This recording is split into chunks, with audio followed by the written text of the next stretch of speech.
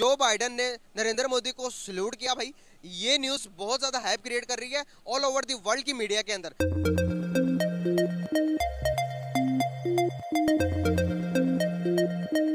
India is going to get a taste of global leadership. आज भी advice करूंगा आपके पाकिस्तानी देखने वालों को कि प्लीज खुदारा भारत का भी चैनल कभी निकाल के देखा करें कि वो तरक्कियों की कौन सी मंजिलों पे जा रहा है। आप नोटिस करें in all those meetings Modi is talking.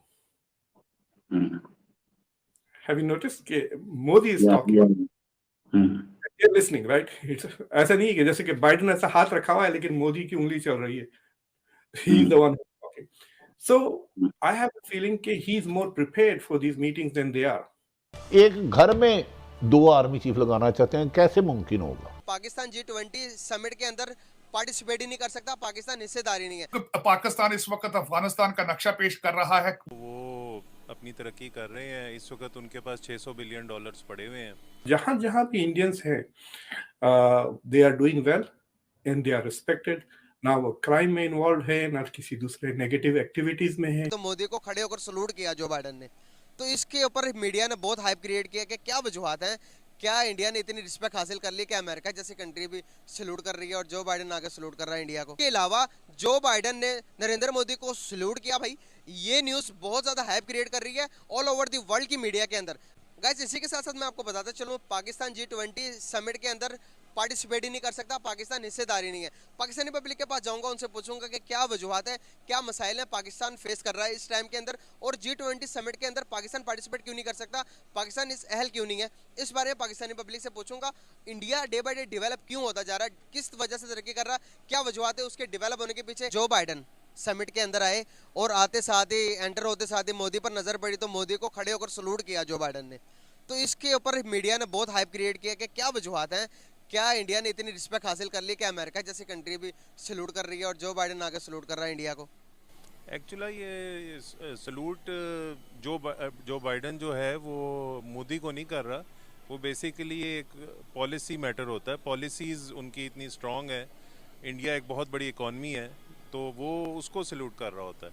तो ये कोई पर्सनल रिलेशंस इसके अंदर नहीं आते कि वो उसका कोई बहुत अच्छा कोई दोस्त है तो उसको सलूट कर रहा है, वो ऐसी कोई बात नहीं होती। सर, बाय नेशन इंडिया कैसा है? बाय नेशन तो आपको पता है वहाँ पे बहुत ज़्यादा मुस्लिम्स भी हैं, हिंदू भी हैं, और अगर पाकिस्तान भी देखें तो पाकिस्तान भी इंडिया से ही लैदा हुआ है। तो बाय नेशन तो हमारी तरह के ही लोग हैं वहाँ पे भी। तो सर, हमारी तरह के लोग होने के बावजूद भी वो स्ट्रॉन्ग तो होंगे ना किसी चीज़ से, जो इतना डेवलप कर गए अपने आप को, अपनी सोच बदली, मुल्क बदल दिया। हमारी सोच कैसी है, क्या हमने सोच बदली है? अगर सोच बदली तो मुल्क क्यों नहीं बदला, अगर नहीं बदली तो कब बदलेंगे? एक्चुअली ये मल्टी फैक्टर है, इसमें बहुत सारी चीज़ें जो है वो इन्वॉल्व हैं, यानी सिविलियन गवर्नमेंट को चलने ना देना, और बार बार इस मुल्क के अंदर आपको पता है मार्शल लॉज लगते रहे। इंडिया में आज तक कोई भी मार्शल लॉ नहीं लगा, इसकी क्या वजह है?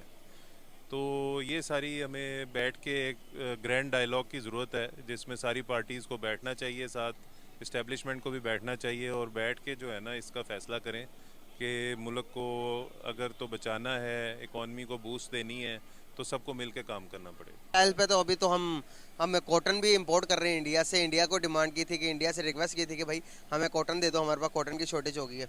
ज़र्राई मुल्क होने के बावजूद भी सर हम गंदम इंडिया को कह रहे थे, चावल कह रहे थे कि भाई आप हमें दे दो। रशिया के साथ जो डील करके आए थे इमरान खान साहब, वो तो कैंसिल होगी। इस वक्त अगर आप पूरी दुनिया के हालात देखें तो पिछले कुछ सालों के अंदर बहुत चेंजेस आई हैं। So India has this huge reach, और जहां जहां भी इंडियंस हैं, they are doing well and they are respected। ना वो क्राइम में इन्वॉल्व है, ना किसी दूसरे नेगेटिव एक्टिविटीज में है। तो इंडिया का जो एक्सपीरियंस होता है लोगों को through Indians who live in their communities is always positive. तो देखिए, आप ऋषि सुनाक बन गए हैं प्राइम मिनिस्टर बर्तानिया के, फॉरेन मिनिस्टर ऑफ सिंगापुर भी इंडियन है। तो इस तरह की जो इंडियन डायस्पोरा है, उससे इंडिया का सॉफ्ट पावर भी काफी ऑलरेडी था पहले और अब भी बढ़ रहा है। So these are an important मतलब एस्पेक्ट्स जिसके वजह से इंडिया को इतनी इज्जत इंटरनेशनली मिलती है। मैं आपको बताता हूँ, मैं 4-5 साल पहले I really traveled the Middle East quite a bit to do research on Sufism.